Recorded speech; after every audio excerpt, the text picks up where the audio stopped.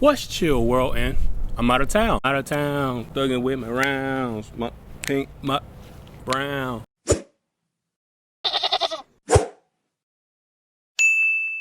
What's chill, world? Welcome back to another episode of Ruck of the Goat, a channel where we review everything combat sports. I'm your host, Kira, aka Ruck of the Goat. And if you're new to the channel, if you find this video helpful in any way, please consider subscribing and clicking that post notification bell so you'll be the first to know when new content becomes available. Welcome back to episode 14, UFC Fight Night Dawson versus Green. Today we're gonna be doing a post-fight recap. We're just gonna let y'all know what happened with all these fights. All right, so boom. For the first fight of the night, we had Bill Legio versus Alex Hernandez. I'm gonna get right to it. This one was nothing too crazy, nothing out of the ordinary, nothing too much to say about that fight. But next in the lightweight division, we had such a crazy fight. It was Ricky Glenn versus Drew Dober. If that wasn't a one-sided ass whooping, that one was so crazy. Drew Dober was on Ricky Glenn the entire fight. It didn't even last that long. From the first bell was just picking him apart, finding his shots. And then it was one point where Rick Glenn just looked like he just didn't even want to get hit no more. He was just running the entire fight. And then around like 2 minutes, 30-second mark, Drew Dober came in. He just finished the fight. Got him on the ground, just bop, bop, pieced him up. The rest is history. Congrats to Drew Dober on the victory. Put some respect on my man's name. He needs a top 15 opponent next. Stop giving this man these tomato cans. He might have had a few fights where it didn't go in his favor, but that's the fight game. Get this man a top 15 opponent. We're gonna see what's happening. Next in the welterweight division, we had Alex Morono versus Joaquin Buckley. All jokes aside, I feel Joaquin Buckley has found his place in the welterweight division. He had a few fights where things didn't go his way, but in this last fight with Alex Morono, he looked crisp, he looked energetic. Everything was clicking on all cylinders for him that night. Congrats to Joaquin Buckley for all 15 minutes that he was in the fight. It went spectacular for him. To be honest with y'all, Joaquin Buckley put on a clinic. He set up his shots. He didn't expend energy when he didn't need to. And the crazy thing about it, Alex Morono wasn't even a joke. Alex Morono came out the gate, he was swinging, he was picking his shots. But as this fight went on, he started to fade.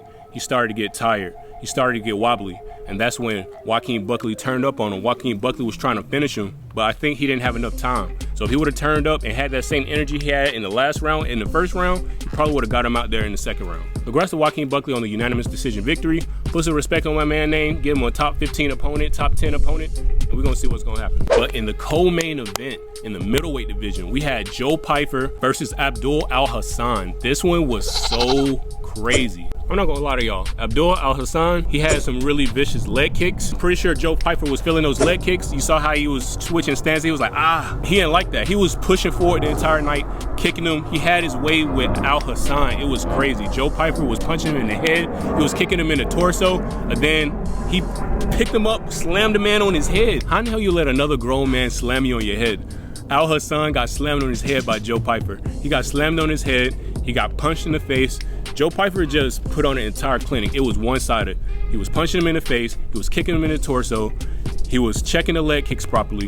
When he got tired of taking all those leg kicks, he picked them up, body slammed him, and then he got the arm triangle. Congrats to Joe Pyfer. I'm so excited for him. As you can see in his post-fight interview, he wasn't really happy with the deal that he had with the UFC. But with that impressive performance, Dana White immediately went to the back and they started rewriting his contract. This man is a dangerous young contender in the middleweight division.